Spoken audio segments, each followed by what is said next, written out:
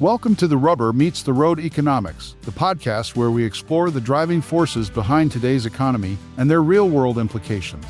Join investor Hunter Craig as he interviews Professor Edwin Burton from the University of Virginia, delving into the complexities of economics with clarity and insight. Whether you're an economics enthusiast or just curious about how economic policies affect your daily life, you're in the right place. Let's get started. Today is August 23rd, 2024. We're here today with world-famous Professor Edwin Burton. Professor, you are prescient. Last podcast you did several weeks ago, you stated that the unemployment numbers are likely to change, maybe even more than 200,000. Numerous data points changed this week. One, the unemployment changed by over 800,000 people. Can you speak to the federal data and how is that reliable? Well, it's not unusual. Almost any data that you see come out of the Bureau of Labor Statistics or the Bureau of Commerce, and those are the two parts of government that mainly provide such data, almost all of it is revised regularly. That data is based on a small sample. They sample a few areas, a few businesses, and they come up with a number. And if there's an error somewhere in the data or a consistent bias somewhere in the data, then sometimes the numbers change. For example, once in a while, gross domestic product is estimated to be 3%, and after all the revisions, it comes in at minus 0.5%. That's a pretty big change in outlook. And the same is true of what happened on the employment data. They had argued that essentially the average new job creation was 250,000 a month every month of this year, roughly that. It's been a little above that and a little below that, but it turns out it's not anywhere near that. It's much closer to 160, 170,000, which bespeaks of a very slow-moving economy. People thought we had a very strong economy, but we did not.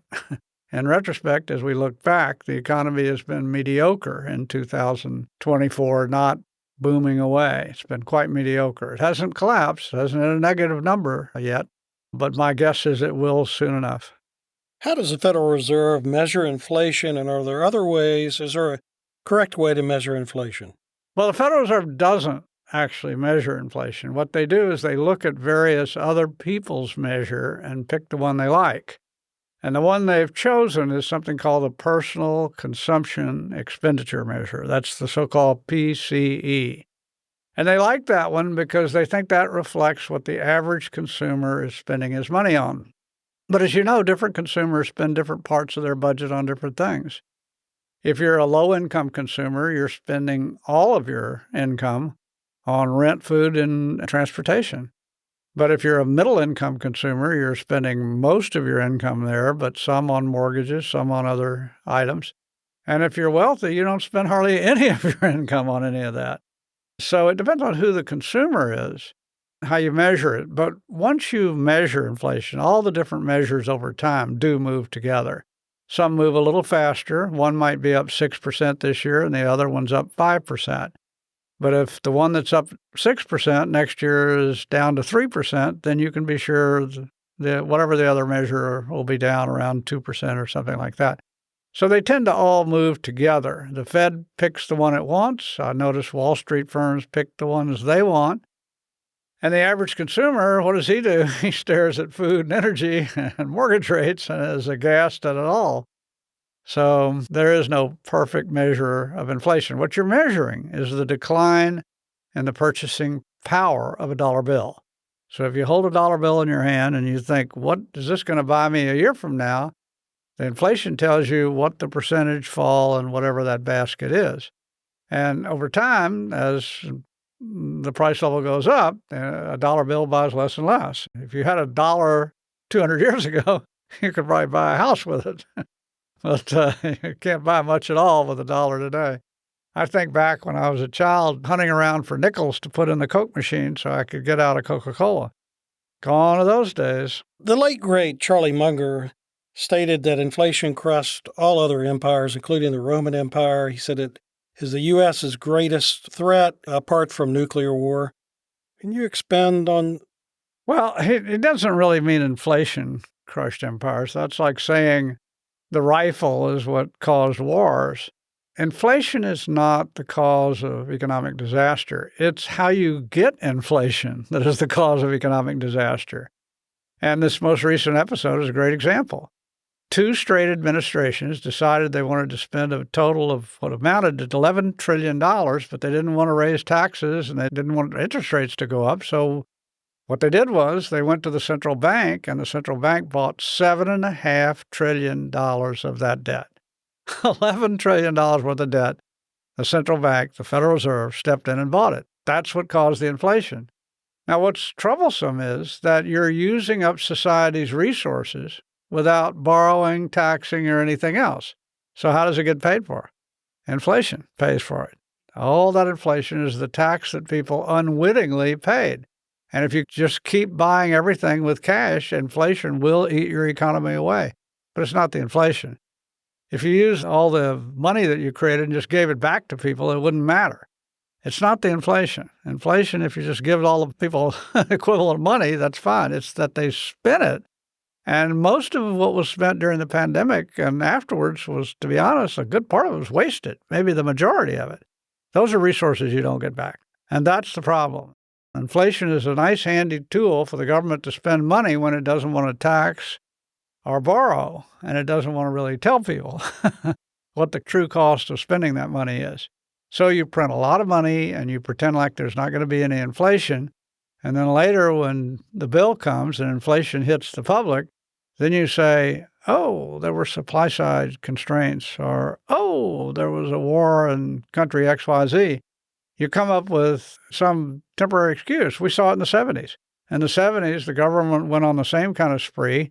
The Vietnam War cost a ton of money, and neither Johnson or Nixon or anybody wanted to admit to the public what it was costing. So they've got the central bank in to buy an enormous amount of this debt. And they did. And so the money supply went careening off into infinity. Well, not quite infinity.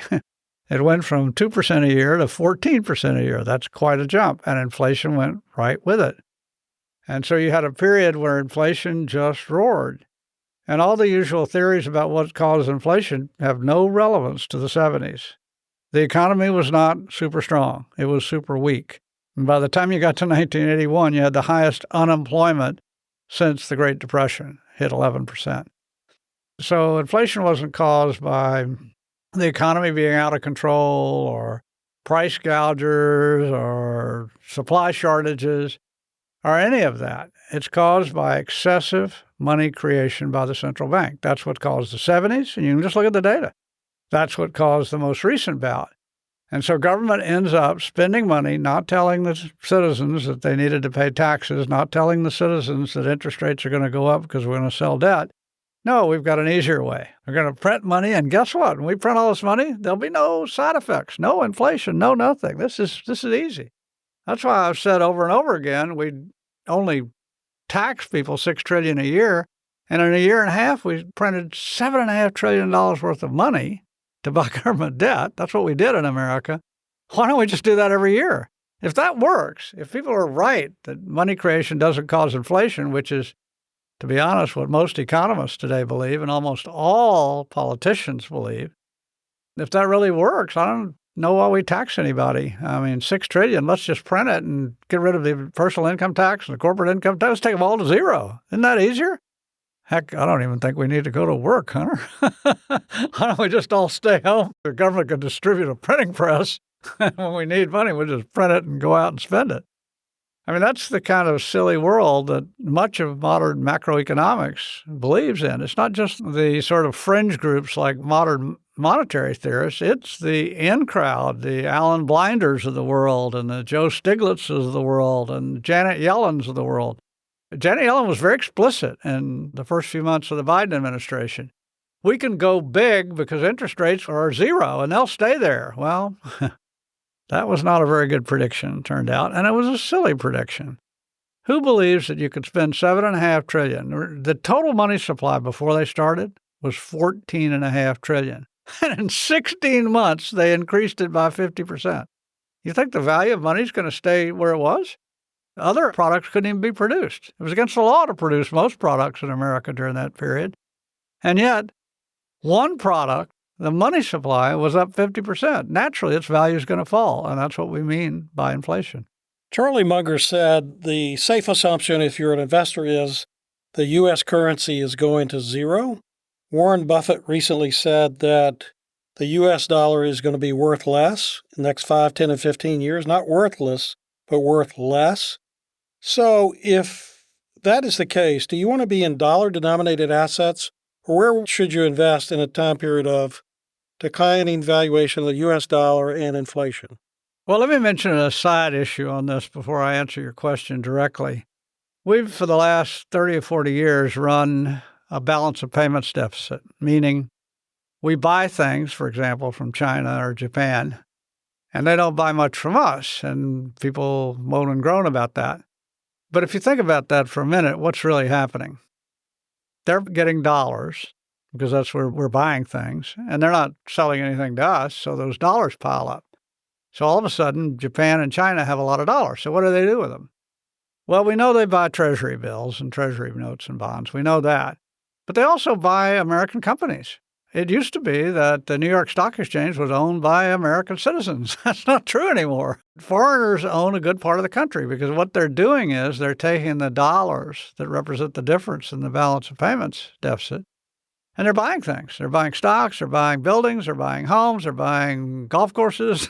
They're buying up America. America is gradually losing the ownership of the country, and that's because of the balance of payments problem. So let me just put that in the background. And as America loses ownership of its country, and you can see it anywhere. You can see it here in Albemarle County, in Charlottesville. You can see it in New York. You can see it in California.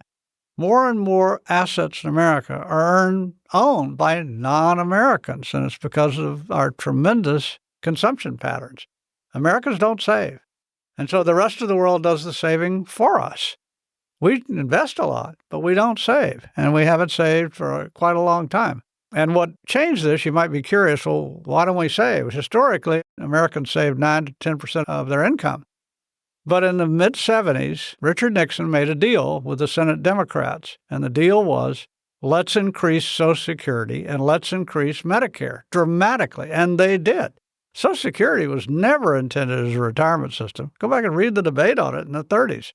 It was called the Social Security Supplement. The word supplement was in the legislation. But Nixon and the Democrats changed that, and now Americans believe that they don't have to save for retirement, they don't have to save for health care, and so they don't. The only people that save are people that have got so much money they can't find ways to spend it all. But the average American has no savings. And when he hits retirement, he triggers his Social Security. A third of them trigger it at 62. And you know what you get if you trigger it at 62? Good luck. The average is about $1,400 a month. Wow, that is really great. I'm going to live the rest of my life on $18,000 a year. That's what the average American has to look forward to, with no saving at all. That was the famous Nixon. It was bipartisan. Nixon and the Senate Democrats did it. But after that, our saving rate went from 10 to 0, basically. We quit saving. We're a country that says, where people say, oh, I can spend now and do whatever I want. You know what the savings rate is in rural China, where the average income is $200 a year? 40%. Now, who do you think is going to end up owning the world? The people that are saving? There's a very famous theorem by Joe Stiglitz. Joe is a very good friend of mine, by the way, and I've known him forever. And he's one of the nicest people on the planet. And Joe wrote a very famous paper. And it was about you have all these people in an economy, and they have all kinds of different wealth. Some are poor, some are rich. And now you let time go forward. And they have different savings rates. What happens? And what Joe proved was the guy with the highest savings rate, even if he started out as the poorest guy, ends up owning everything in the economy. The savings rate is all that matters. Now, that may take a long time, but the point is that if you don't save, guess how much wealth you end up with? You don't end up with any. The rest of the savers all pass you flying, and that's what's happening to America. So that's a fundamental problem for the country. We do not save, and over time, the entire country will be owned by foreigners. Everything. Where are you on free trade and tariffs? Free trade is great. I mean, if you've got some marbles and you walk down the street and you've got 3 red ones and this other kid's got 3 blue ones, you want to trade a red for a blue? Why shouldn't you? We have that situation today. According to both political parties, America should be moving toward electric vehicles. Well, we've been producing electric vehicles, and if you want to buy a $50,000, $60,000 electric vehicle, go to it. Or you could pay $140,000 for some electric vehicles. China can produce them for $11,000, and they can produce good ones. They work, and they have for quite a while. And Europe is buying them like crazy. 6% of all the European auto sales are now Chinese electric vehicles. 6%. We have decided that we don't want their $11,000 vehicles. No, we'd rather, keep our wonderful Detroit setup. The American auto industry has wasted so much money trying to produce electric vehicles. Unbelievable. They're writing off billions and billions of dollars of wasted production time, wasted man hours. That's what we're cropping up. We'll spend billions and billions and billions of dollars propping up the Detroit auto industry, which only has 140,000 employees. We're a country of 350 million people. But we're going to spend enormous amount of our resources. Instead of letting $11,000 cars come into this country, tariff-free, that our citizens could then drive and we could achieve the so-called electric vehicle revolution. We're not going to do that. No, we're just losing our minds. Anytime you have an opportunity to let the free market work, I mean, if you ask an American citizen, would you buy this $11,000 car? And don't tell them it's from China. They'd buy it in a heartbeat, and you know they would. But this is an age-old problem. Everybody thinks that by putting up tariff walls, you're protecting somebody in your own country. It's true. Anytime one country trades with another, there are going to be industries in both countries that suffer. And the job of government would be to help them transition to something else. That's the proper role of government, not blocking the trade. If you think about why America is so prosperous and has been the last 20 or 30 years, China and Walmart. Take those two out of it. And if you want to see that, go into a Walmart. Just roll through it. And who's in there? I can tell you, it's not Bill Gates and those people. It's average Americans that are in there, and they're able to buy things cheap. Why? Because China can make them cheap. China has good employees. China's trying to grow. Yes, they don't pay them as much as Americans, but they're at a much lower level of economic development, but they are growing fast. And they've moved 360 million people into the middle class just in the last 3 decades. The rest of the globe can't say that. All put together. China has the best economic record for its citizens of any country in the world, much better than ours, that's for sure. And America realizes that unless they get smart and promote free markets in the U.S. and trade with China, we're going to become a second-rate power, and we're well on the way to doing that. And China's on its way to becoming a first-rate power. They're willing to do what it takes, provide free markets and a variety of things, and that's what they've been doing. If you want, you can restrict trade with China, and then the next time you go buy an iPhone, it won't be produced in Shenzhen, where it is produced today, and you can pay $3,000 for something today you could buy for $1,200. If that's the world everybody wants to go to, both political parties seem to want to go to that world. By restricting trade to China, all you're going to do is make inflation worse for the average American and restrict their opportunities. It's not going to affect Bill Gates or somebody. They'll get richer. But the average American always loses when you put up trade barriers. Always. You've stated in the past that the Fed's ability to reduce interest rates is dependent on the U.S. Treasury yield, specifically the yield on the U.S. 3-month Treasury bill. 3-month Treasury bill today is 5.14%. Can the Fed lower rates? I guess they're meeting today in Jackson Hole, the Kansas City Fed Symposium. Can they lower rates? If so, 25 basis points, 50 basis points? Well, you have both the 2 and the 3-month bill in under 5.25 at the moment. The 1-month bill is still slightly above that, but not much. But the 2 and 3-month dropped below 5.25 about a week or so ago. So they will definitely cut the rate, the target rate. There's no question in my mind. And they will continue to just keep watching the 2-month, the 3-month. Now, they've got 2 more meetings. If they didn't have any more meetings till January, they wouldn't cut it because that 3 months sitting out there. But they do have meetings till then, and so they have the opportunity to do further cuts. So there's no obvious arbitrage there, but there was an obvious arbitrage if they had tried to do it, for example, last month, the month before. That's why they didn't do it. There were a lot of people calling for the Fed to cut the target rate a month ago and 2 months ago, have an emergency meeting and cut the target rate. They couldn't do that. The arbitrage would have prevented it. That is, you could have bought the 2-month Treasury bill for 5 3/8 and just repoed it out at 5.25 and made an eighth on whatever, $1 trillion, whatever Wall Street doesn't have to put up money to do that transaction. So they just make money. So the Fed is guided by the market. People believe the Fed leads the market. There's no evidence really for that. Rates did not go up because the Federal Reserve decided to raise them. The reason rates went up is when you get to 9% inflation, rates aren't going to be zero. Rates would have gone up, and they always go up when inflation goes up, even in countries that don't have central banks. And by the way, if you don't think there's a country like that, think of the good old USA from the time they knocked Nicholas Biddle out in 1833. Andrew Jackson fired Nicholas Biddle and closed the National Bank, and the next time you ended up with a national bank was 1914. We went through one of the biggest prosperities in our history without a central bank. We became the greatest economic power the world had ever seen by 1914, and we didn't have a central bank at the time. Professor, are we Argentina? The Congressional Budget Office said the U.S. deficit this year will be the largest peacetime non-COVID deficit in the history of the United States, just shy of $2 trillion. We have existing debt of over $35 trillion, federal receipts just over $5 trillion, going to $50 trillion in debt. What do we do? Interest rates go to 10, 15%. There's no money for anything. Airports, any federal funding, no money for salaries for the 2 million employees. What happens? Are we Argentina? Well, we're not there yet. We have plenty of time to avoid that kind of a debacle. The problem is no one's talking about avoiding it. Both political parties seem committed to continuing the deficit and continuing policies that make it worse. And I see that in both the Democratic Party and the Republican Party. There's no recognition the debt's a problem.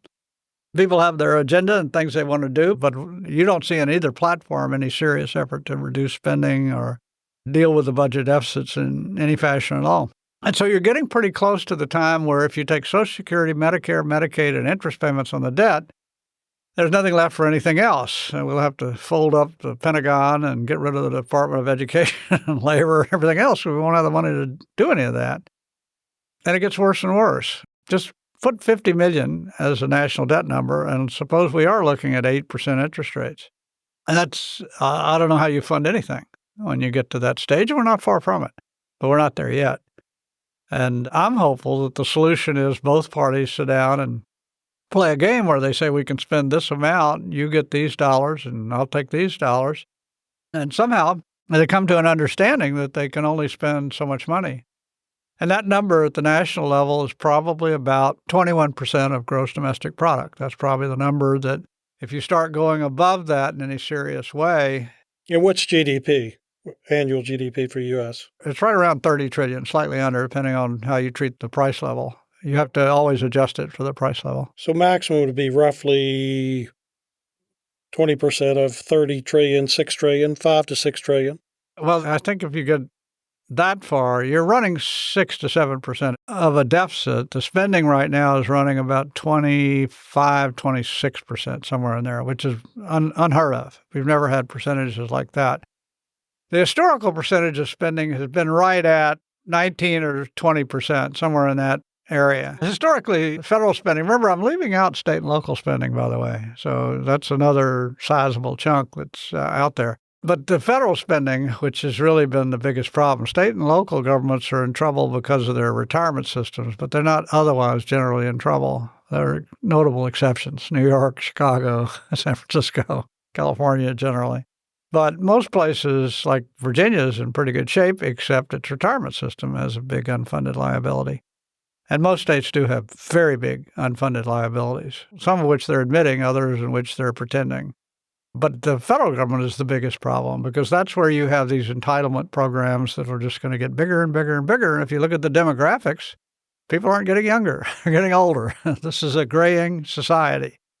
And we have in place all of these spending programs for people who are old. Social Security, Medicare, Medicaid, these are all tailored for old people. And we're getting more and more old people. And at some point, we'll have a majority of old people. We won't have enough people to work to cover any of this. So without tackling those things, I don't see much hope. The best strategy is pretty radical, and this is probably what they're thinking about today in Argentina. When you get to that stage, you begin to have to say, sorry, we can't do this anymore. But you're telling that to people who are often 65 and 70 years old. That's a pretty tough pill to swallow for people that age. But what are you going to do? If it were easy, if you could just say, oh, no, we'll honor that, and we'll do this or that. But what is the this or that you're going to do to honor it? You're not going to have the people to do it or the resources to do it. And that's the problem. We're waiting till we get to that point, whereas we should be dealing with all these problems today. We should have dealt with them 30 years ago. If you have a country like ours where no one is saving, and yet these people are getting older and older, somebody has to take care of their healthcare problems and their retirement problems. Who is it? And if you have a declining percentage of the country that's in the workforce, they can only shoulder so much. They have families to feed and everything else. They can't pay 100% of their income in taxes to support old folks. And so there's a tremendous demographic crisis here. Now, what should have happened? What went wrong? Well, when people are young, they should be saving for retirement. People should have saved on their own. I love these stories about the guy up in some little town in Maine. And he was a gardener. He wandered around as a gardener, never made more than $20,000 a year, ride his bike to work every day. He left the local library, $5 million. How did he do that? He just kind of randomly bought stock, ended up with a portfolio that kind of looked like the S&P and didn't spend any money. People can do that. There are plenty of people that end up millionaires who never made much in the way of income. There are. But most people don't want to do that. They want the fourth TV set that they're never going to watch. They want the third car. They want all kinds of things, much of which they don't even use. But they don't want to save for their retirement. And they always have an excuse. Wow, look at 2008. The stock market crashed in 2008. I would have lost everything. No. Suppose you bought the stock market in August of 2007 at its all-time high. At its all-time high in August of 2007. You would have been back in the black in 3 years, even after the worst crash since World War II. But people get convinced, they get scared, and they say, oh, no, I can't do this. Investments don't work out if it's for 1 year, 2 year, 3 year. Land investments don't work out in 3 months, 6 months. As Charlie Munger, to quote Charlie Munger, if you're not making money while you're sleeping, you're not going to make it.